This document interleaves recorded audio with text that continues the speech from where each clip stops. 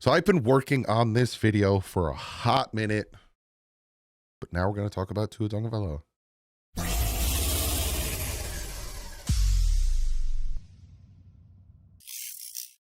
What is up, Finn fans? So, Tua Tagovailoa, very, very polarizing figure of the Miami Dolphins and of the fan base. So in this video, I'm going to kind of look back at 2023, which was his best season. I'm going to look at it statistically. We're going to look at some film. I want to preference this by saying the film we're looking at is not to show, oh, look where he's the best, or, oh, it's about me showing you what I think is wrong with Tua now, and kind of looking at his throwing motions and his mechanics and everything and all that stuff to get into trying to find out what happened, because he was good in 2023. Now, some might disagree. Some might say, hey, it's X, Y, and Z factors. It wasn't Tua. Tua sucks. Tua's the worst. He's the worst quarterback I've ever seen in my life.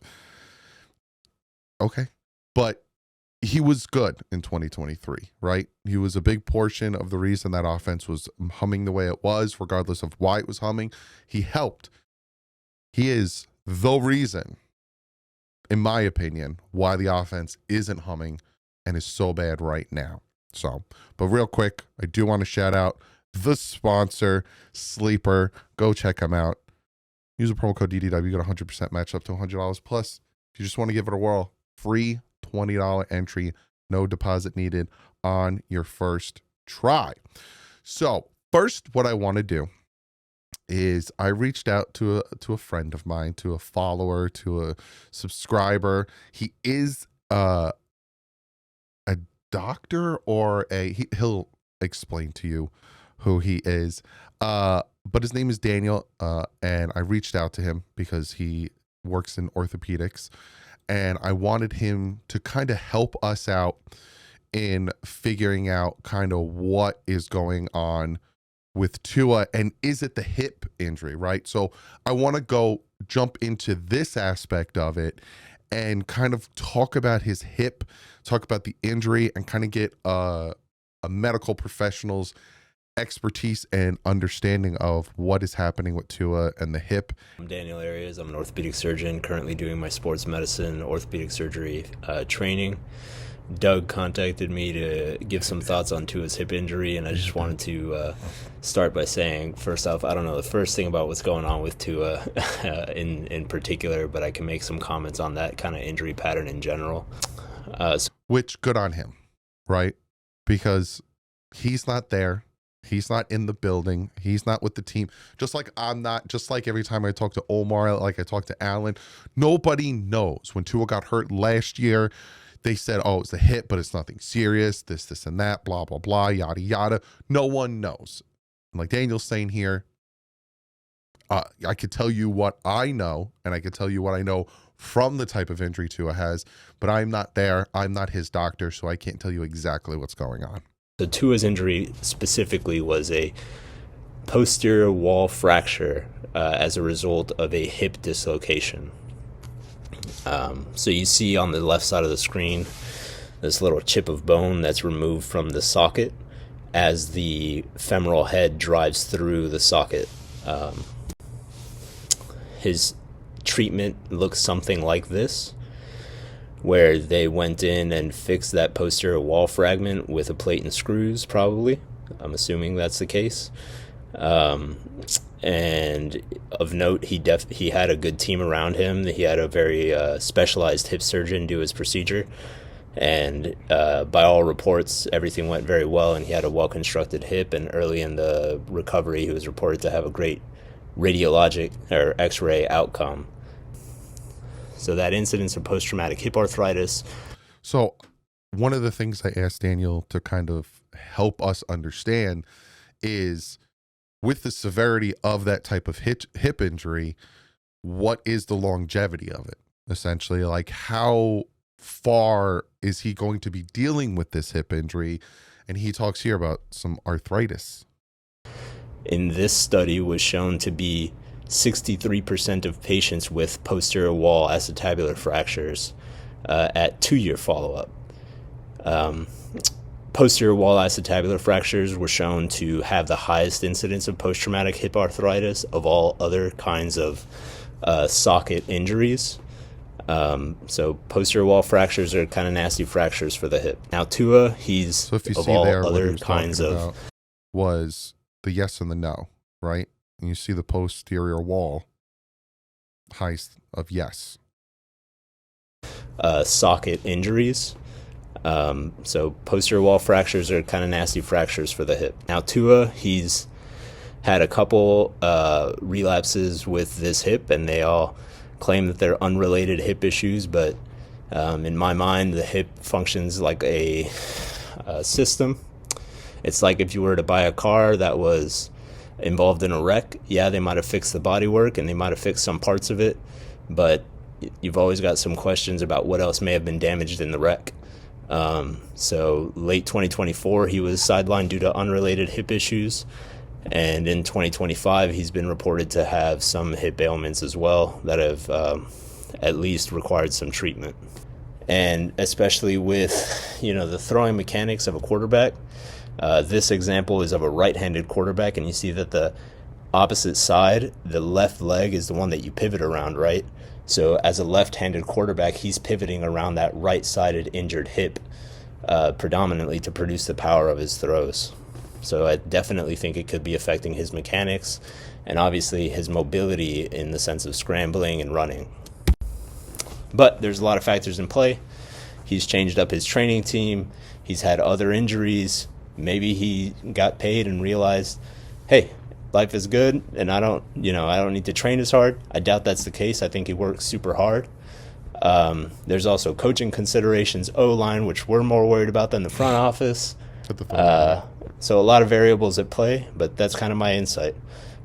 He probably has some other issues with that hip. Now, the extent of that, we'd only know with more imaging, and we'll see how it plays out over the course of the rest of his career. So again, I just want to preference this. Me and Daniel have no idea what's going on with him. Daniel is giving an educated guess off of the imagery and the idea of the type of injury Tua has. So, a lot of this is guessing. Neither one of us really know. Again, I will say this again, just so people don't say like, you tried to say you're a professional and this is no. We're guessing because there is something wrong with Tua. And there is something wrong in the fact that we don't know essentially what is going on because you see it. And here's the thing. This was me back in 2020. Risk is really high with the injuries. He couldn't play 2-3 seasons and that's it. So again, back in 2020, I did my pre-draft, I did my post-draft, and in my pre-draft, the thing I said, I think I had him ranked 2, and I was like, it's the hip injury. I'm really hesitant about his injuries and yada yada. Post-draft, again, you just saw, I was like, it's the hip. He could play 2 or 3 years. He could be in the league for however long.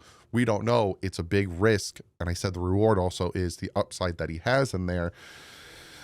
You go back to when I was talking about picking up his 5th-year option. I talked about, I wouldn't. I actually said I would not pick up his 5th-year option because I don't know if he could stay healthy, and I don't know if he can play consistently or learn at continue to evolve and work on things that are being taken away from him. This is all things I said before he got paid, right? Now, I want to look at 2023 versus now and see if we can pinpoint some things. So first, statistically, right? 2023, his best year. He was first in the NFL in passing yards, 4,624. He was 5th in completion percentage, 69.3. He was tied for 5th in touchdowns, 29 touchdowns. He was tied with Josh Allen. He was the 4th highest in interceptions with 14, tied with Patrick Mahomes and Trevor Lawrence. The guys ahead of him were Jalen Hurts with 15 interception, Josh Allen with 18 interceptions. And then there's these little stats here that I like to look at, kind of give me an idea of what is thrown at him and how he works with it. So one of the things is wide open wide receivers, essentially like a big cushion of separation between the two. And he was 15th in the NFL. 10.4% of his passes were to wide open guys, which is kind of middle of the pack. His first reads, when it came to throwing to his first read, was 50.6%, which was fourth. Throwing to his second read, much lower at 9.8%, which was 26th. So yes, he definitely in 2023 was throwing to his first reads way much more. That's not even proper English, way more. And it did help that he had Tyreek Hill and Jalen Waddle, and especially a high Tyreek Hill. But his turnover-worthy plays also were low. 20th in the NFL with 3.8%, and his time to throw was 7th from the bottom, 2.26. So he still wasn't getting a lot of time to throw or time to pressure, but he's still making these throws. Now you look at this year, obviously we are a little over halfway through the season, so a lot of these numbers can get better or worse, but he's at 2,280 passing yards, which is 20th. So he goes from first to 20th, and even if he stays at the pace he's at, he'll get nowhere near the top 10. 67.2% completion percentage, he is 12th. He has 17 touchdowns, which is 17th, and he has 14 interceptions, which is tied for first. So he already has hit his interception total from 2023, and again, we are a little over halfway through the season. We got 5 games left. His wide open passes, 17th, 9.6. And then you look at first read, 49.7, 20th in the NFL. Second read, 10.8, 12th in the NFL. So they are definitely taking away his first reads this year. Again, he doesn't have Tyreek Hill, and he doesn't really have any weapons outside of Tyreek Hill, Jalen Waddle, and then, Devon Achane. So he's being forced to go into his second reads. That also could be a leading factor into why he looks so bad, is that whole thing about going from his first reads to his second reads. His turnover-worthy plays, though, are way higher, 4.8%, which is 5th highest in the NFL, a whole percentage higher. But his time to pressure is still lower than it was last year. It was 7th to last in 2023. It is now 2nd to last with 2.4 seconds till the pressure gets to him. He is seeing so cover 2, he's 7th. In 2023 it was 4th, because obviously it was number 1 in the NFL because he had 2 of the best out there. But now it's the 7th because, again, he's dealing with not having that many guys. So again, I got a lot I want to throw at you. I want to look at some film, and I want to look at some things that intrigue me. So first, let's go back in time, and let's look at Tua Tagovailoa against the Chargers. Now, obviously, I'm not going to break down or pick out plays in all 17 games from 2023. Again, this is not me telling you, look how good he was, or look at he's the best in 2023. And, because you could say you're just cherry picking good plays. Yeah, obviously. I'm more wanting to show you what he could do and his mechanics in doing it versus now. So there's this one. Let me go. I wrote down time stamps so we can look at it that way.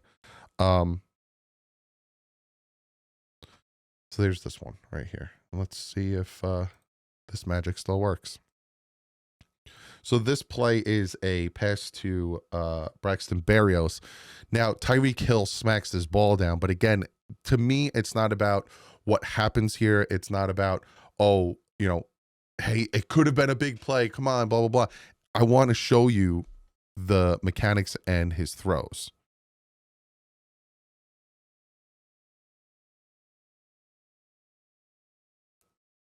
Now, obviously, Tyreek Hill gets his hand in there.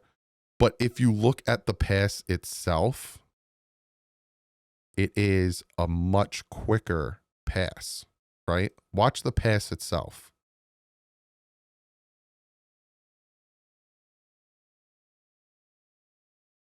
See how, now, obviously, if he didn't get his hand up, I honestly think that's caught from Braxton Berrios. Do you see how that's more of a line drive throw? He doesn't rainbow it. And it's kind of the same distance. And we'll look at it because, again, this is why I'm doing what I'm doing. It's kind of the same throw as...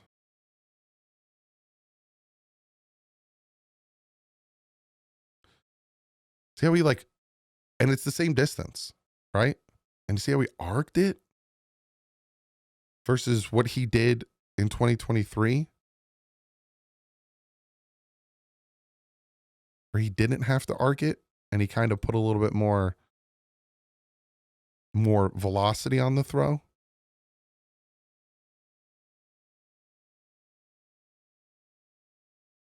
Because I was getting there. And if he threw that type of throw to Darren Waller, like I've said before, it's definitely a touchdown. Then you have this one, which I'm pretty sure we all have seen, and I've talked about this one ad nauseum. Instant pressure. And I'm going to show you again instances where this pressure gets to him and he tends to crumble or he tends to like overreact. Instant pressure. What does he do? He steps up. Like, are you kidding me? That's a prime example of the play. Like, it's not that big of an arc. I'm losing it. But it's not that big of an arc, is my whole point. And he gets it right to him. Right into his hands. Showed you the Darren Waller one. Look at this one here. We'll go back a play. Now, running forward. Now, obviously, this play has a lot more to do with, I think, the wrong route being run. But you could see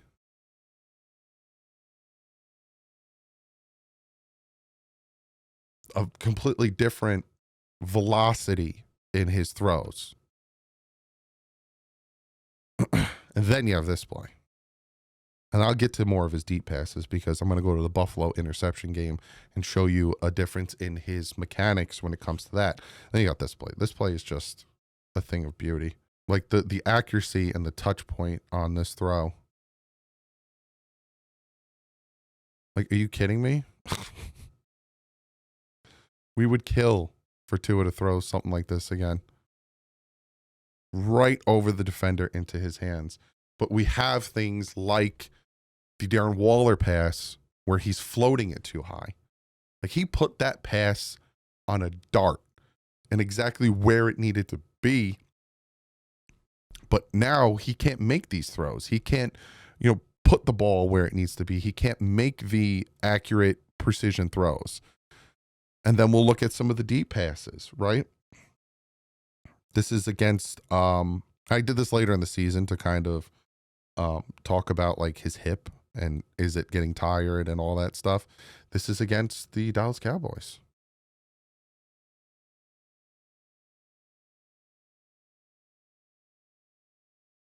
Again, you're going to see when he gets that ball off, Micah Parsons is crashing down on him.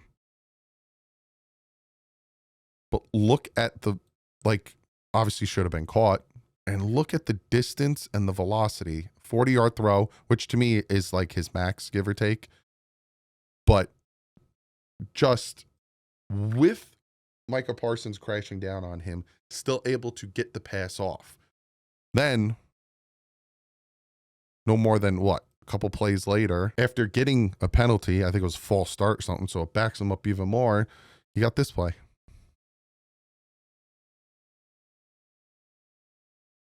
So again, pressure, instant pressure on the outside. He gets tackled here. It's a safety. What does he do? Keeps his composure, steps up. Look at the placement of the feet. Not fully cocking his shoulder back. Touch pass. Beautiful. From his own end zone to about the 45. Thing of beauty. We'll look at it from this angle because, again, you get to see more of his mechanics. Pressure, steps up. You see it. He's not having to put his entire body into it. Right in his hands. Right in his hands. And that is why I wanted to show you those plays because there's something different. He's not having to put his all into it.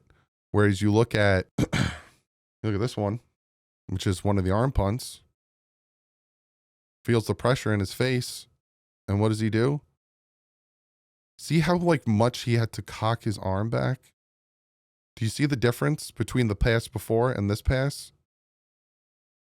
How he had to like Hail Mary pray, throw that up? Even this one.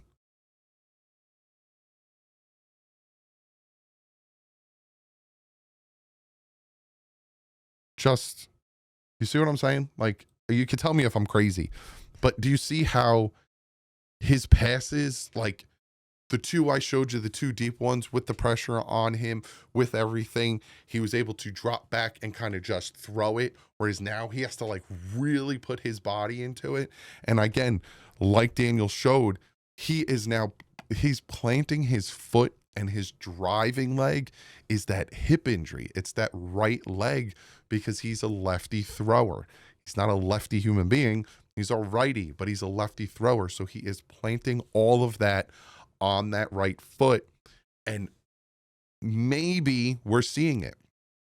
Maybe we're seeing the difference. Maybe we're seeing him start to come down. Now, I've talked about this at nauseum on the Dolphin Collective, and Omar Kelly was like, what if he goes away? What if he gets treatment? What if this and that? That'd be fantastic, because it's going to be hard for the Miami Dolphins to move off of Tua in 2026 because of the way his contract is structured. Now, can they trade him? Of course. You can pretty much figure that out. You can, give him a signing bonus. You can convert money to signing bonuses. If you find a team that's willing and wanting to, hey, we'll give you this, and we want to take on Tua and use him as whatever option, yada, yada, then yes, there is options and availability to move on from him. But, if he could go out and somehow rejuvenate his physical, lacking, then fantastic. If you can go back to being that 2023 quarterback, or even like, again, you look at his rookie year, you look at the second year where he was making Budda Baker. He broke Budda Baker's ankles. He was running through the Jets corner. He ran through the Falcons defender and hurt the Falcons defender, like running for Patriot touchdowns. That's just not him. And could it be the hip? Could it be the concussions? Could it be the stacking of injuries that this man had to sustain throughout his short NFL career? Because this is his fifth year now. Probably. But, you look at guys like Justin Herbert, who has a fracture in his hand. He played with a broken rib, all that stuff. Now, I'm not going to say, obviously, look, if I had to, put the hierarchy of quarterbacks right now, and where would I put Tua? I'd probably put him in the 20s, maybe like 21st ranked quarterback this season. And I'd put Justin Herbert probably 10th. But, you look at Joe Burrow with his injuries. You look at Justin Herbert. The difference is Joe Burrow has played at a high level, got to the Super Bowl. Justin Herbert continues to play through these injuries and plays at a high level. We'll see if he can finally do it in the playoffs. He's got a hard stretch coming up. Jalen Hurts obviously already won his Super Bowl, regardless of how you want to say what's around him. And Jordan Love, when it comes to December, he turns it on. And it seems like that is the opposite for Tua Tagovailoa. So, I think that there is a decline in Tua. And I don't think it has to do with, it could be a mental thing. He could have gotten hurt against the Texans with his hip and really aggravated against the 49ers, or vice versa. You can correct me in the comment below. And it's now a mental thing where he's like, I can't take hits. If I take a hit, I'm going to, jeopardize the team. And it could be that as well, which you can't play football like that. You can't have that mindset that I can't get sacked. I can't do this. You can't be having can'ts run through your head the entire season while you're trying to win. Because that's not like, you can't have that, and you can't have your coach be like, make sure you don't do that. And the owner be like, we can't have you get hurt and can't. Because then it'll drive you nuts. So obviously there's something going on with Tua. I saw it back in week 3 when he threw the interception, and, he was making some bad throws. And the funny thing is, against the Bills, he played a good game. In the beginning of the year, he was better in the beginning of the year than he is now. Normally, November's the year he plays the best. He has not. He played horrible against Indy. He played good against the Patriots, threw an interception. Everyone forgets about the rest, like me. Played good against Buffalo, threw the interception. Everyone forgets about the rest, like me. Like, I'm not even saying, like, you guys forgot about. No, it's just, what have you done for me lately, right? Not for long, NFL. And he's just consistently getting worse as the season going on. And if you don't see it, then, hey, you don't see it. But honestly, I think it has to do with his hip. And I think it has to do with his mental state. Now, let me preference this by saying I am no expert. I always preference this. And I just want to say this one more time. I'm no expert. I'm a guy in New Jersey who played football, who knows football, who knows media, and is a huge fan of the Miami Dolphins, and just taking everything I know and giving you guys my educated guess or educated opinion. Take it or leave it. I enjoy the opposite of opinions, respectfully. And that's what this is all about. So again, this is my thoughts. And I think, I don't want to get too extreme and piss anyone off, but to me, this isn't good. And to me, this might be the beginning of something worse. So hopefully it's not, and hopefully I'm wrong, because I've been wrong before, and I enjoy it when I'm wrong, especially when it comes to the negative stuff. But I'm interested to see what you guys have to say. Am I off with his mechanics showing you 2023 film and this year's film? I'm very interested in what you have to say. Shout out to Daniel for giving me a little bit of his expertise. Again, Daniel is not saying this is what is happening, nor is he saying he knows what's happening. He's taking what he knows of the injury and what he knows of the healing and everything of the injury and giving us his opinion. Before we get out of here, I do want to shout out the sponsor of the video, Exter. Shout out to today's sponsor, and that is Exter. I love using Exter. I use it for myself, and you might be saying to yourself, well, what is it, Doug? It's these fantastic wallets. They are very sleek and compact wallets. Now they have these really nice ones, which are called the Parliament wallets. Now they have the leather flap on them. They hold a ton, and I'm talking a ton of different cards, up to 12 cards plus some cash in here. They have RFID on them. That is so your stuff doesn't get stolen wirelessly. Your cards are all protected. You also see this black thing in here. What is this? This is also the finder. This is the card finder. It works on iOS. It works on Android, all that good stuff. And the way it works is you pull up your Find Me app. I have an iPhone, so it's the Find Me app. I'm not going to show you it but it'll tell you exactly where your phone is if you left it somewhere. And I'm not going to show you because you're going to see where I live. But you just hit, hey, man, I can't find my wallet. Where's my wallet? Just hit play sound. You find your wallet. You find your flipping wallet. But on top of the cool wallets that they have now, they also incorporated some really cool things, as well as the travel size case. Now it comes with the vacuum and it comes with the bag. And as you can see in this image, it's three times to one. It holds a ton of clothes, 15 plus clothes in the item, 60% more space, portable pump, which I showed you, the module bag, anti-rip nylon, hygienic packaging. You can use this if you're going on a trip. You could use this if you're just storing your clothes for the winter or for the summer. Go check it all out. And boom, as you can see behind me, the holiday season is here.